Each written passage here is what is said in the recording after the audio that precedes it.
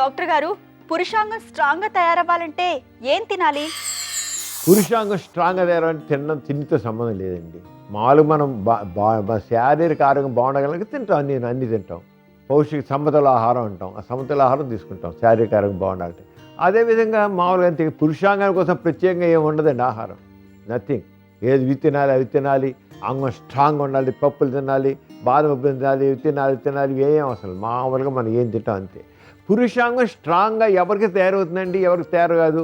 పురుషాంగం స్ట్రాంగ్గా తయారవాలంటే ముందు బీపీలు షుగర్లు లేకుండా ఉండాలి. అది మా అందరికి ఉండవు కదా, చాలా కొద్దిమందిగా ఉండేది, తక్కువ ఉండవు కదా.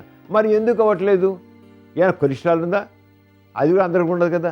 అయినా ఎంతమంది కుర్రోళ్ళకే మన అంగం గట్టిపడుతుంటారు. ఎందుకనంటే వాళ్ళల్లో ఉండవలసినటువంటి ఆ సెక్స్ డ్రైవ్ ఉండదు.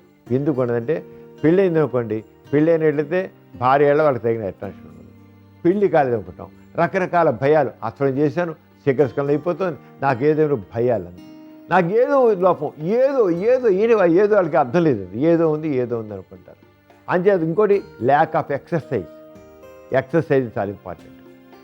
అసలు లేకపోయినా ఎక్సర్సైజు నష్టమే, ఓవర్ చేసినా నష్టమే. అలాగే మామూలు ఆహారం తీసుకుంటారు, నిద్ర కావాలి. రాత్రిపూట కనీసం 8 అవర్స్ నిద్రపోవాలి.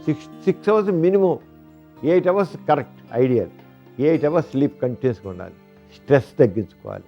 అలా చేసినట్టయితే చాలా వరకు అంత బాగుంటాయి. అంతగా అవసరం అయితే ద్రాక్షారపి, సిల్లాపిల్లకి, టాడాపిల్లకి వాడుకునేది. కానీ మెయిన్ ఆహారం బట్టి మాకు లేదండి. ఆహారం మామూలు ఆహారమే. ప్రత్యేకంగా ఈ ఆహారం అయితే బాదం పాలు అయితే నీకు వస్తున్నది మీనింగ్ లేదు.